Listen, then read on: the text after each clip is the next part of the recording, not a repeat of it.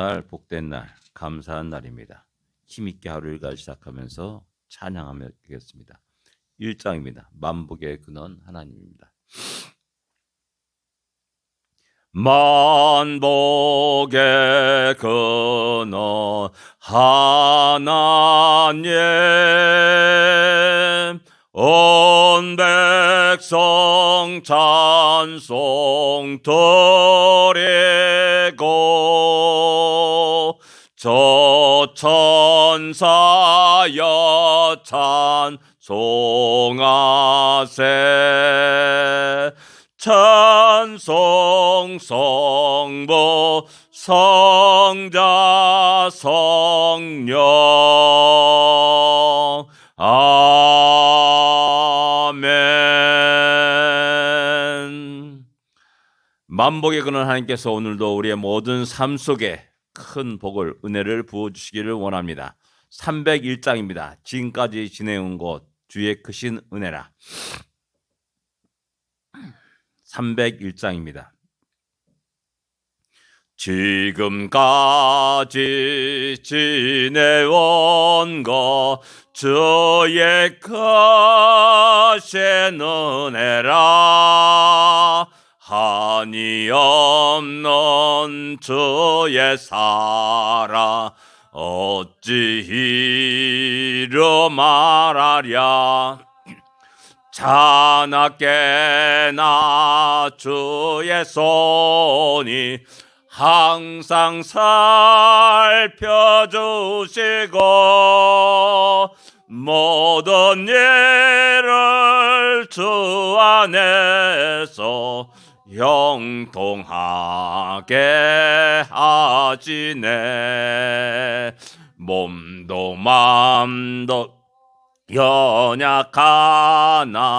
새 힘받아 살았네. 물붓듯이 보시는 주의 은혜 족하다.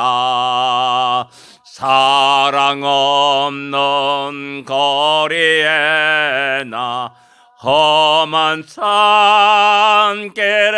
맬 때 주의 손을 굳게 잡고 찬송하며 가리라. 주님 다시 배울 날이 날로 날로 다가와 무거운 죄 주께 맡겨 벗을 날도 멀잡네. 나를 위해 예비하신 고향집에 돌아가 아버지의 품 안에서 영원토록 살리라. 아멘. 많은 어려움과 힘든 일이 있었지만은 하나님의 은혜로 여기까지 왔습니다. 늘 언제나 그 은혜를 기억하면서 우리 하나님께 감사와 찬양과 영광을 돌리는 우리가 되기를 원합니다. 신앙 고백 드리겠습니다. 전능하사 천지를 만드신 하나님 아버지를 내가 믿사오며 그 외아들 우주 예수 그리스도를 믿사오니 이는 성령으로 잉태하사 동정녀 마리아에게 나시고 본디오 빌라도에게 고난을 받으사 십자가에 못 박혀 죽으시고 장사한 지 사흘 만에 죽은 자 가운데서 다시 살아나시며 하늘에 오르사 전능하신 하나님 우편에 앉아 계시다가 저리로서 산자와 죽은 자를 심판하러 오시리라. 성령을 믿사오며 거룩한 공예와 성도가 서리교 타는 것과 죄를 사하여 주는 것과 몸이 다시 사는 것과 영원히 사는 것을 믿사옵나이다. 아멘. 사도행전 23장입니다. 12절부터 21절까지 같이 읽겠습니다.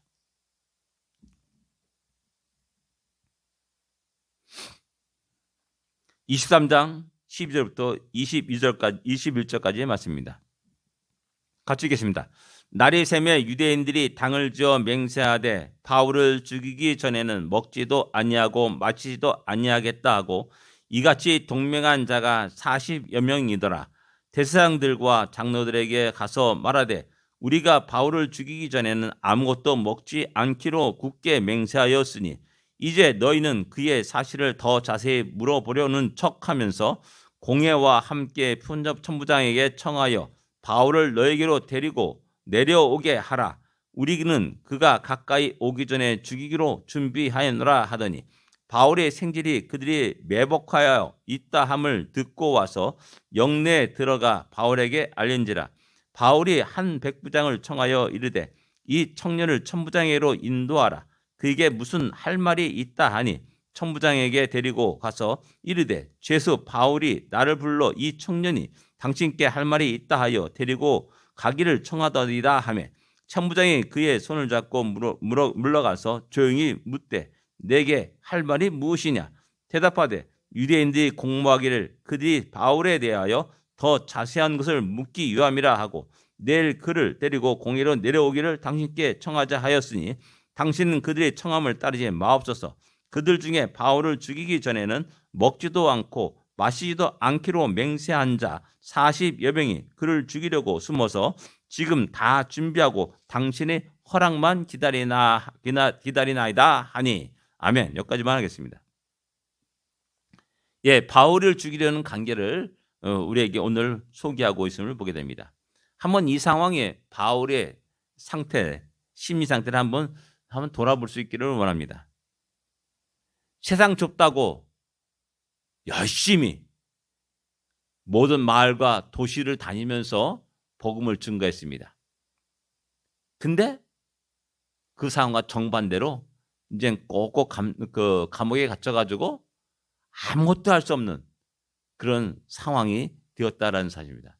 한번 극과 극인 겁니다. 이게 그렇게 세상에서 활개치며 복음을 증거했던 사도 바울이 이제 감옥에 갇혀서 아무것도 할 수 없는 그냥 다른 사람들의 처분만을 기다리는 그런 상황이 되었다라는 사실입니다. 그럴 때 마음이 답답하고 마음에 낙심되기도 하고 마음에 큰 절망과 좌절이 일어나게 되는 겁니다. 그때 하나님은 지난번에 말했던 23장 11절에 주께서 바울에게서 이르시되 담대하라. 내가 예루살렘에서 나이를 증언한 것 같이 로마에서도 증언하여 하리라 라고 말씀하면서 그의 답답함과 그의 걱정과 근심들, 그의 낙심들을 위로하십니다. 아, 내가 지금 여기서 죽을 때가 아니구나. 아, 죽을 수가 없구나. 아직 나에게는 하나님이 부여해 주신 사명이 있고 또 길이 있다는 사실을 새롭게 알게 되고 그것이 큰 이루가 되는 겁니다.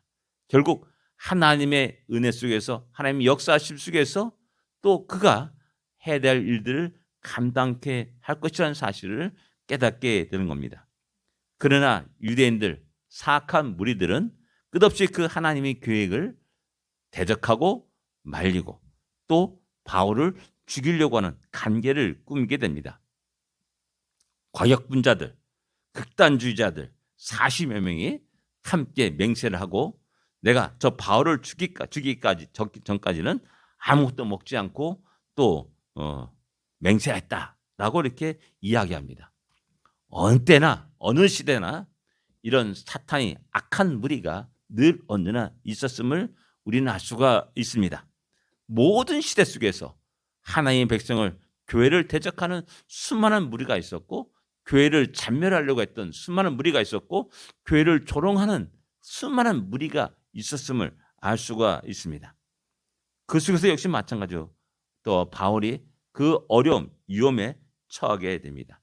인간은 수많은 계략을 또 사탄은 수많은 지혜로운 계략을 통해서 하나님의 일을 막으려고 했지만은 하나님은 그 모든 것을 아시고 또한 그들이 악함을 들어가지고 사용해서 다만 당신의 영광을 드러내며 당신의 하나님의 목적을 이뤄 가시는 것들을 볼 수가 있습니다. 그들은 계략을 통해서 또 천부장을 속이고 또한 바울을 속여서 내려오는 도중에 죽이려고 하였지만 거기에 누가 있었냐? 바울의 조카가 있었습니다. 바울의 조카가 그 소리를 들었습니다. 자기 외삼촌이죠. 외삼촌 바울이 잘못하면 저들의 계략에 크게 죽임을 당할 위기 상황 속에서 부인하게 그는 바울을 찾아갑니다. 그리고 그들의 계략을 바울에게 다 알립니다. 그리고 바울은 또 백부장을 불러서 천부장이 이 청년을 갖다가 데리고 가기를 또 이야기하고 청합니다.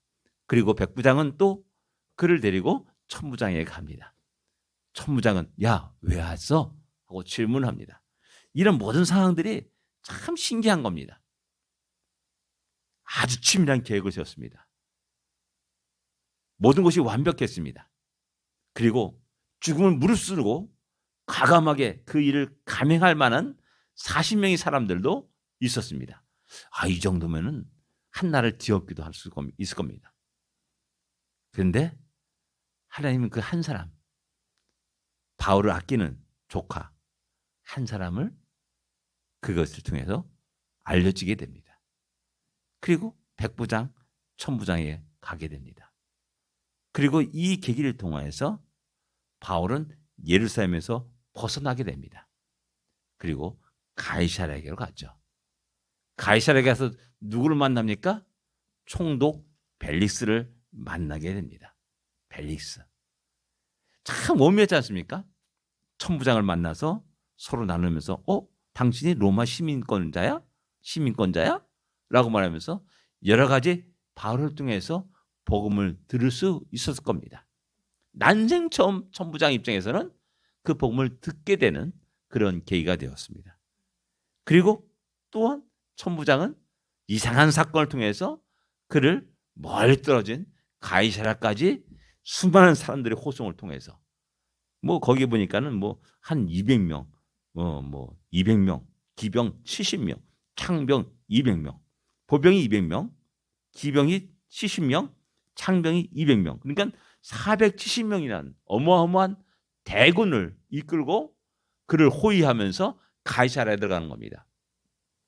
천부장이 아마도 굉장히 이 예루살렘의 가장 큰 지휘관이었다 생각한다면 1000명의 지휘관 자기 부하들 가운데 470명 반이 빠져나가는 그러면서 바울 한 사람을 위해서 그렇게 보호하는 그런 일들이 일어나게 되는 겁니다. 하나님은 그렇게 바울을 보호하셨습니다. 그리고 바울을 이끌어 인도하시고 어디로? 비록 죄수의 몸이지만은 감옥에 갇힌 몸이지만은 어느 누구도 바울을 조롱하고 멸시하지 않게 아주 470명이나 대군이 보호하여서 가이사랴에 이르게 됩니다. 가이사랴에서 당연히 총독 벨릭스를 만나게 되고 또한 그에게 복음을 하나님의 뜻을 하나님의 말씀을 증거하는 기회가 되었다는 사실입니다. 참 이상한 모습입니다. 아무 전에는 막 말을 타고 마차를 타고 그렇겠죠. 배를 타고 이곳저곳 다니면서 막 했던 바울이었는데 이제 가만히 앉았는데 사람들이 그를 옮겨 놓습니다. 예루살렘에서 가이사랴로, 가이사랴에서 로마로 옮겨갑니다. 근데 옮겨가는 속에서 만난 모든 사람들에게 예수를 증거하고 복음을 증거하고 하나님의 뜻을 증거하는 그런 일들이 일어나게 된 겁니다. 그냥 전환과는 전혀 정반대의 모습 속에서 복음이 증거되는 거죠. 감옥 속에서도 복음의 진보가 있었다라고 빌립보서를 통해서 빌립보의 성도들에게 이야기합니다. 아무것도 할 수가 없는데 꽁꽁 묶였는데 자유가 없었는데 라고 사람들은 생각하지만은 그러나 그 속에서도 하나님의 은혜 가운데 하나님의 역사 속에서 복음의 진보가 일어나고 있다라는 사실입니다. 의대의 삶과 비교해 봅시다. 의대의 삶이 현실적인 삶 속에서 이것 얽매이고 저것 얽매이고 꼼짝달싹 못하는 그런 상황 속에서도 하나님은 우리를 통해서 영광을 받으실 것이라는 겁니다. 우리가 볼 때에는 가장 안 좋은 조건이고 또한 모든 것을 갖다가 할 수 없는 그런 안 좋은 악조건이지만은 그러나 전능하신 하나님, 지혜로우신 하나님, 진짜 오묘하신 하나님께서 당신의 뜻과 계획을 이루어 가신다는 사실을 우리는 다시 한번 기억해야 됩니다. 그 놀라운 역사하심 속에서 다시 우리가 새롭게 우리 통해서 이루고자 하는 하나님의 뜻과 계획이 있음을 깨닫고 오늘도 찬양하며 오늘도 하나님께 기도하며 오늘도 하나님의 능력과 권능을 구하고 하나님을 의지하면서 힘차게 우리의 삶을 주님께 드릴 수 있기를 원합니다. 기도하겠습니다. 하나님 아버지 은혜를 감사합니다. 우리 이민자의 생활이 너무나 힘들고 지치고 피곤할 때가 많이 있습니다. 모든 여건들이 우리에게 너무나 낯설고 힘들 때도 많이 있습니다. 언어의 장벽이 있습니다. 경제적인 어려움이 있습니다. 우리를 도울 수 있는 사람이 하나도 없을 때가 있음을 보게 됩니다. 그럴 때마다 힘들고 어렵고 좌절하고 낙심되고 걱정과 근심 속에 휩싸일 때도 많이 있습니다. 하나님, 바울 사도가 감옥에 갇힌 그 상황과 비슷한 모습 속에서 우리가 나그네 인생길 이민자의 생활을 합니다. 하나님, 바울을 위로하시고 새롭게 그를 통해서 일할 영역들, 가야 할 곳을 정하시고 말씀하셨듯이 하나님, 나그네 인생을 살아가는 우리 모두에게 새롭게 하나님이 크고 놀라운 위로와 계획이 들려지게 하여 주십시고 우리 힘과 능력과 지혜가 아닌 하나님의 방법으로 하나님의 뜻 가운데 그 모든 것들이 아버지 오묘하게 하나님이 일하고 계심을 깨닫고 아버지 우리가 그 하나님의 인도하심에 맡길 수 있는 우리 시간을 재능들을 우리 인생을 맡길 수 있는 우리가 되게 하여 주시기를 기도합니다. 다시 한번 떨쳐 일어나 힘찬 믿음의 발걸음을 내딛게 하여 주시옵시고 오늘도 우리를 통하여서 하나님 마음껏 영광을 받아 주시옵소서. 예수님으로 간절히 기도드립니다. 아멘. 하늘에 계신 우리 아버지여, 이름이 거룩히 여김을 받으시오며 나라의 마옵시며 뜻이 하늘에서 이루어진 것 같이 땅에서도 이루어지리이다. 오늘날 우리에게 일용할 양식을 주옵시고 우리가 우리에게 죄진 자를 사하여 준 것 같이 우리 죄를 사하여 주옵시고 우리를 시험에 들지 말게 하옵시며 다만 악에서 구하옵소서. 되게 나라와 권세와 영광이 아버지께 영원히 있사옵나이다. 아멘. 승리하십시오. 복된 하루가 되십시오.